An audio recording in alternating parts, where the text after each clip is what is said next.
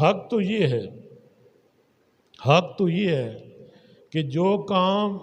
حضرت علامہ خادم حسین رضوی رحمۃ اللہ علیہ آپ اور آپ کے دوستوں اور اب آپ کے لخت جگر حضرت حافظ سعد حسین رضوی، آپ جو ہمارے قائد بھی ہیں، ہمارے سربراہ بھی ہیں، ہماری امیدوں کا مرکز بھی ہیں، بلکہ پوری قوم کی نظریں آپ پہ لگی ہوئی ہیں، دنیا اسلام کی نظریں آپ پہ لگی ہوئی ہیں کہ آپ نے اب تک جو نمونہ پیش کیا، آپ نے حق ادا کر دیا کہ آپ واقعی وہ جو پنجابی میں کہتے ہیں کہ شیراں دے پتر شیر، آپ نے وہ حق ادا کر کے دکھایا ہے، اور ہم انشاءاللہ آپ کے دست و بازو ہیں، اور ہم انشاءاللہ پوری کوشش کے ساتھ تحریک کے ساتھ لگے ہوئے ہیں۔ ہمارے تحریک کی صفوں میں دشمنوں کی بے شمار کوشش کے باوجود، سازشوں کے باوجود اس میں رائے برابر بھی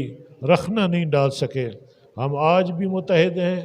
آج بھی ہم اکٹھے ہیں، اور انشاءاللہ ہم یہ سفر مل کے طے کریں گے، اور ہماری منزل کیا ہے پوری دنیا جانتی ہے کہ وہ شریعت کا نفاذ ہے، جس سے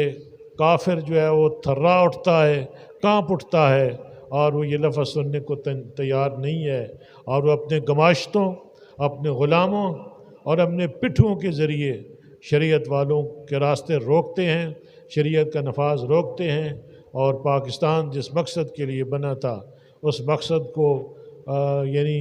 نہ تو وہ خود اس کو پورا کرتے ہیں، نہ کسی اور کو آگے بڑھنے دیتے ہیں۔ یہ بھی ایک بہت بڑا ظلم ہے۔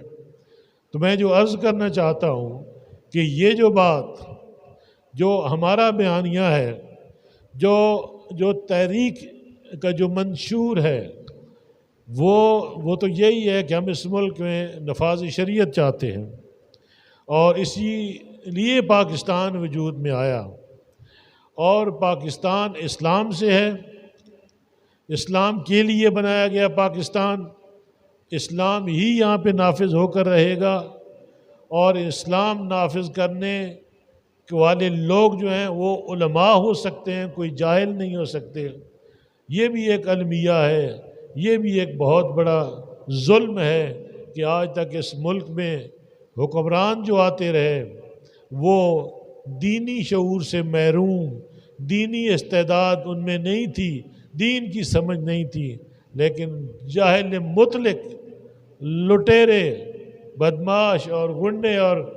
شرابی، زانی، کل بھی وہ تھے، آج بھی وہی ہیں، وہ لوگ پاکستان کی جان نہیں چھوڑ رہے۔ اب ہماری کوشش ہے، اب ہم کوشش کر رہے ہیں کہ پاکستان اصل جو وارث ہیں ان کے ہاتھوں میں آئے، اور جو قیادت کے مستحق ہیں پاکستان ان کے ہاتھوں میں آئے، اور اس کے لیے ہم سارے کوشاں ہیں تحریک والے، اور انشاءاللہ وہ وقت دور نہیں ہے۔ آج اگر ہمارے قائد رہا ہوئے ہیں تو انشاءاللہ آزادی کا سورج بھی پاکستان میں ضرور طلوع ہوگا۔ اب تک ہم آزاد قوم نہیں ہیں، اب تک پاکستان آزاد نہیں ہے۔ سامراجی آقا یہاں سے چلے گئے، بظاہر چلے گئے، استعماری راج بظاہر ختم ہوا، سامراج بظاہر یہاں سے کوچ کر گیا، لیکن وہ نقشہ بدل کے، حلیہ بدل کے، چہرہ بدل کر دوبارہ اسی کا بلکہ اس سے زیادہ قوت کے ساتھ ہم پہ حکومت وہی لوگ کر رہے ہیں۔ وہی آج بھی سامراج ہے، وہی آج ہی استعمار ہے، وہی UN کے ذریعے، وہی FATF کے ذریعے، وہی IMF کے ذریعے، وہی ان کے جو UN کے جتنے ذیلی ادارے ہیں انہیں وہی چلا رہے ہیں، استعمار اور سامراج ہی چلا رہا ہے۔ ان کے ذریعے وہ آج تمام ممالک کو کنٹرول کر رہے ہیں، ان کے وسائل پہ بھی قابض ہیں، ان کی آزادی میں بھی قدغن لگی ہوئی ہے، ان کی آزادی بھی سلب کر کے رکھی ہوئی ہے، اور جس پہ چاہتے ہیں چڑھ دوڑتے ہیں، اور وہاں ہر ملک کو تخت و تاراج کر دیتے ہیں، اور لاشوں کے انبار لگا دیتے ہیں، کروڑوں لوگوں کے قاتل، اور آج بھی وہ نام انسانیت کا لیتے ہیں، امن کا لیتے ہیں۔ سب سے بدماش، سب سے بڑا قاتل جو ہے خود امریکہ اور اس کے حواری ہے۔ اس لیے ہم جو کام کر رہے ہیں یہ ہر مسلمان کا فرض ہے، یہ ہر مسلمان جو بھی کلمہ گو ہے، جس نے کلمہ پڑھا ہے، جس نے کلمہ پڑھا ہے لا الہ الا اللہ محمد رسول اللہ، اس پہ یہ لازم ہو جاتا ہے کہ وہ الہ رب کو جب مان لیا، عبادت رب کی کرے، اطاعت رسول اللہ کی کرے اور کسی اور کی اطاعت نہ کرے۔ لیکن یہاں معاملہ کچھ اور ہے کہ رب کو الہ مانتے ہیں بظاہر اور نبی کو نبی مانتے ہیں، لیکن نبی کی اتباع کرنے کو تیار نہیں ہیں۔ نبی کی ناموس کی بات ہو جائے تو بلوں میں گھس جاتے ہیں، چھپ جاتے ہیں، ٹانگیں کانپتی ہے، گھبرا جاتے ہیں، ڈر جاتے ہیں، اور جب ختم نبوت کی بات آ جائے تو پھر بھی اپنا حق ادا نہیں کرتے ہیں۔ کیا یہ ظلم نہیں تو اور کیا ہے؟ کیا کلمہ پڑھنے کا یہی مطلب ہے؟ کیا کلمے کے یہی تقاضے ہیں جو آپ پورے کر رہے ہیں؟ قطعاً نہیں۔ کلمے کا تقاضا یہ ہے، لا الہ الا اللہ کا تقاضا یہ ہے، محمد رسول اللہ کا تقاضا یہ ہے کہ نبی کی بات مانو، اللہ اور رسول کی بات مانو اور ان کی اتباع کرو، اور انہوں نے جو قانون بھیجا ہے، جو اللہ نے بھیجا ہے، میرا پیارا نبی لے کر آیا ہے، وہ قانون نافذ کرو جسے شریعت کہتے ہیں۔ تو یہ مسلمانی ہے۔ اگر یہ نہیں کرتے ہو تو پھر سوال کرو خود سے کہ تم لوگ کون ہو؟ کیا جھک مار رہے ہو؟ ذرا اپنا محاسبہ کرو، اپنے غریباں میں جھانک کے دیکھو کہ تم کتنے سارے مسلمان ہو، تمہارا ایمان کہاں ہے، اور کس کے غلام ہو تم؟ رسول اللہ کے غلام ہو یا تم انکل سام کے غلام ہو، یہود و نصارہ کے غلام ہو؟ بس ہمیں تو یہی گلہ ہے آپ سے کہ آپ ہمارے نہیں ہو، کم از کم ہمارے نہیں ہو۔ جب ہمارے نہیں ہو تو آپ پاکستان کے بھی نہیں ہو، آپ کسی اور کے ہو، کیونکہ کسی اور کے تقاضے یہاں پہ پورے کر رہے ہو، کسی اور کی بات مان رہے ہو۔ نبی کے گستاخوں کو تم نے عزت و احترام سے اس ملک سے بھیجا، اور نبی کے برمانوں کو، نبی کے عاشقوں کو تم نے پھٹے لگایا، تم نے تختہ دار پہ لٹکا دیا۔ یہی تمہاری مسلمانی ہے۔ اس کے لیے تم جتنی بھی لعنت تم پہ بھیجی جائے اتنی کم ہے۔ اس لیے ہم یہ بات کرتے ہیں تحریک والے، ہمارا موقف دو ٹوک ہے، ہمارا موقف واضح ہے، ہمارا موقف ہر قسم کے ابہام سے پاک ہے، اور وہ ایک ہی ہے کہ پاکستان کا مطلب کیا؟ لا الہ الا اللہ۔ نظریہ پاکستان کا تحفظ اور نظریہ پاکستان کا عملی نفاذ، رسول اللہ کی ختم نبوت پہ پہرا دینا، حضور کی ناموس پہ پہرا دینا، دین کی سرحدوں کی حفاظت کرنا، اور مکمل طور پہ دین کو اس ملک میں نافذ کرنا، یہ ہمارا بیانیہ ہے، یہ ہمارا منشور ہے، یہ ہر مسلمان کا منشور ہونا چاہیے۔ جس نے بھی کلمہ پڑھا ہے اس پہ لازم ہو جاتا ہے کہ وہ اس کلمے کا حق ادا کرے، اور وہ اسی صورت میں حق ادا ہو سکتا ہے کہ تحریک لبیک پاکستان کے جھنڈے کے نیچے جمع ہو جاؤ اور لبیک یا رسول اللہ کا نعرہ لگاتے ہوئے باہر نکل آؤ، اور جو دشمن ہیں ان کا مقابلہ کرو۔ جو لبیک کا نعرہ برداشت نہیں کر سکتے ان کو بتا دو کہ اب تم ہمارا کچھ نہیں بگاڑ سکتے، اب وقت جو ہے نکل چکا ہے، اور یہ کام تحریک لبیک پاکستان اپنے عوام کی مدد سے، ان کی حمایت سے، اور ان کے دل آج ہمارے ساتھ دھڑکتے ہیں، انشاءاللہ ان کی پوری مدد کے ساتھ ہم پاکستان میں نفاذ اسلام کر کے رہیں گے۔ یہ کفارہ ہم پوری قوم کا ادا کر رہے ہیں۔ قوم کو جاننا چاہیے، ہر پاکستانی کو جاننا چاہیے کہ ہم نے جو اب تک قربانیاں پیش کی ہیں، ہم نے جو جانوں کے نذرانے پیش کیے ہیں، ہم نے جو جیلیں کاٹی ہیں، ہم جو مقدمات بھگت رہے ہیں، جو جیلوں کے اور کچہریوں کے چکر لگا لگا کے ہم جو کچھ قربانیاں پیش کر رہے ہیں، یہ کس کے لیے ہے؟ یہ پوری قوم کا کفارہ ہم ادا کر رہے ہیں۔ یہ قربانیاں پوری قوم کی طرف سے ہم پیش کر رہے ہیں۔ یہ ظلم اور تشدد ہم جو برداشت کر رہے ہیں، یہ پوری قوم کی طرف سے ہے، اور یہ قوم کا کفارہ جو ہے وہ تحریک لبیک پاکستان ادا کر رہی ہے۔ اس لیے آپ کو سوچنا ہوگا، اس قوم کو سوچنا ہوگا، ہر کلمہ گو مسلمان کو سوچنا ہوگا کہ یہ تو اس کا بھی کام ہے، کیوں نہیں باہر نکلتے ہو؟ کیا نبی کا ہم نے کلمہ پڑھا ہے؟ تم نے نہیں پڑھا؟ اگر تم نے پڑھا ہے تو پھر کیوں نہیں حق ادا کرتے ہو اس کلمے کا؟ تو پھر آؤ ہمارے ساتھ لگ جاؤ۔ یہ تو کوئی بات نہ ہوئی کہ مسجدوں میں ناچ ڈانس اور گانے ہوں اور فلمیں فلمائی جا رہی ہوں، مساجد کی توہین ہو رہی ہو،